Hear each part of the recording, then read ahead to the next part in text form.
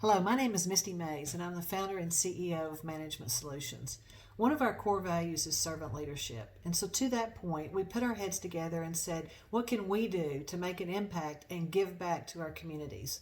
So, to that point, beginning today and over the next 4 Fridays, you're going to see us sharing free webinars that'll give tips and tricks of information on how to navigate all the change we're going through. So it'll be change management, how to get ahead of that and manage it. It'll be how do you manage your projects when people are remote and all over the country and not able to collaborate as easily as we used to. What are collaborative tools that we can use to still stay focused and on purpose in managing our projects and executing on our initiatives? So you'll hear all of that, like I said, over the next 4 Fridays. And then I'm super excited that that's going to culminate into on April 30th, we're going to do a live webinar. I'm going to facilitate a panel with some subject matter experts, and we're going to talk through how do you continue to execute on projects and actually go through a case study. We're going to have an expert on talking about what's the people impact of working remote and all the changes going on in our project environments. We're going to hear a little bit about change management and how there really is a dual role of change management and project management, and oftentimes that's the same person and how you wear multiple hats. So I think it's going to be a great informative session. I hope you'll join us for that. Today I want to begin by deep diving a little bit into one of the topics that we'll be sharing on, but it's more about working remotely. That population is continuing to increase as we have stay-at-home mandates by each of our states. And so what I wanted to do is just kind of deep dive on that a little bit and talk about some of the aspects of it. So here we go. I'm going to begin with that. One of the things I want to talk about is remote working is on the rise. It's a hugely popular thing, especially now. But so creating remote work programs benefits both the employees as well as the employers. You're prepared for situations like we're in now. One of the other benefits we're seeing is there's a reduction in real estate expense. The data shows by 2021, the increase in the number of employees who prefer to work remotely will allow organizations to support 40% more workers than their physical footprint. That's a huge expense saver. Another benefit is we're seeing lower employee absenteeism. If folks aren't feeling quite up to par to be in the office, they can still work remotely and be involved and support your projects. We're seeing increased employee retention. Those companies that say you can work remotely have higher recruitment and retention. We're seeing improved employer brand. It's a great thing to be able to say that. It gives you access to a larger talent pool. People can be all over the world and you can tap into that expertise. And so it adds to your diversity as well. Some of the data shows that nearly 2/3 of organizations that have remote workers report higher productivity. Workers' engagement levels are increased because they can choose to work between home or a corporate office.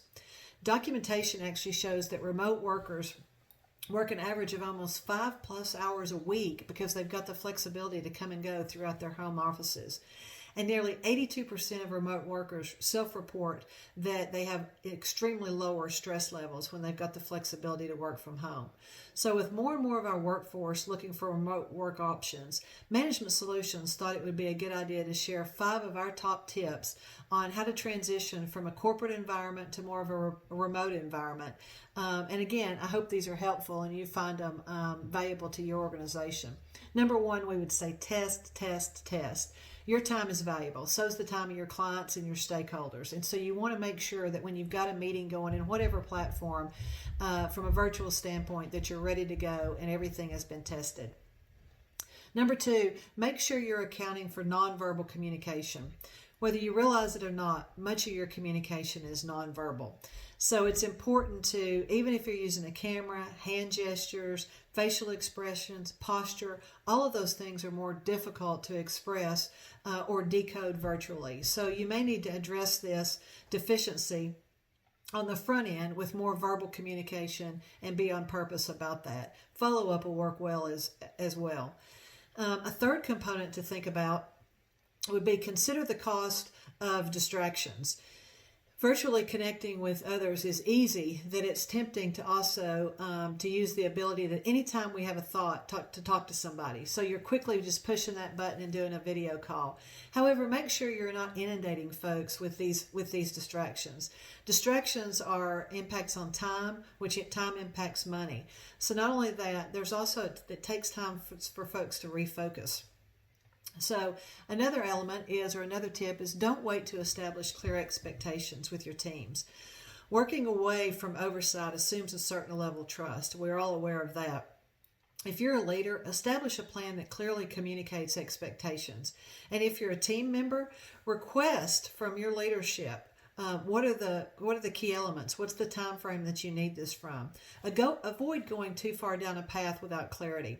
This will help ultimately avoid any unnecessary waste on your projects or initiatives that you're working on. Another tip that we would say is take breaks and rest your eyes.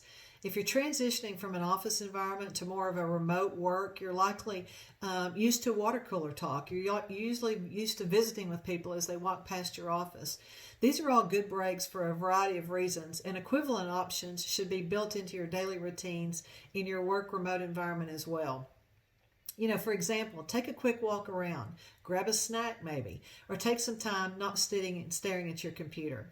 Position your desk or workspace near a window and take breaks to gaze out the window and see what you see. It's this beautiful time in spring, especially in East Tennessee. Be observant of that and see that nature continues and doesn't stop regardless of the situation with the virus. So I want to end with a few sentiments relative to that and some positive thoughts. I'm all about, you'll hear me talk all about perspective and controlling the controllables. And your perspective and your mindset are two things that we can control no matter what's going on with the coronavirus. So I wanted to share a couple of thoughts with you. Number one, just taking the simple statement of and thinking of it differently. So if you say you're not stuck at home, you're safe at home. The changing out of just that one word gives you a totally different attitude and perspective. Another thing I wanted to share is I had a close friend of mine tell me one day, what if every single thing tomorrow was taken away from you that you didn't express that you were thankful for today? One of the things I say a lot is thankfulness takes the sting out of adversity. And right now when we're going through all of this, all of us are stressed. There's a lot of anxiety and there's a lot of fear. But folks, we still have a lot to be thankful for. I say all the time, if you wake up in a free country like the USA, if you've got access to clean drinking water, it's a good day. So if we can keep that perspective, remember thankfulness is something that we can all look around and just name one thing after another. So I hope you'll take time to remember that. We always have hope. And so as we continue to navigate these times, it's our hope and prayer that you stay healthy and your organizations can stay efficient and your remote work staff is a blessing to be interfacing with. I want to talk to you about our next topic coming up. Next Friday, you're going to get a tutorial and kind of best practices on how to use Microsoft Teams. We use that a lot for team collaboration. We use it for document management because it's got a SharePoint perspective. And so it's just a great tool for us. We can keep all of our separate channels and keep information. So I think that's going to be an exciting topic to share. So until then, have a safe and productive week. Thanks for all you do.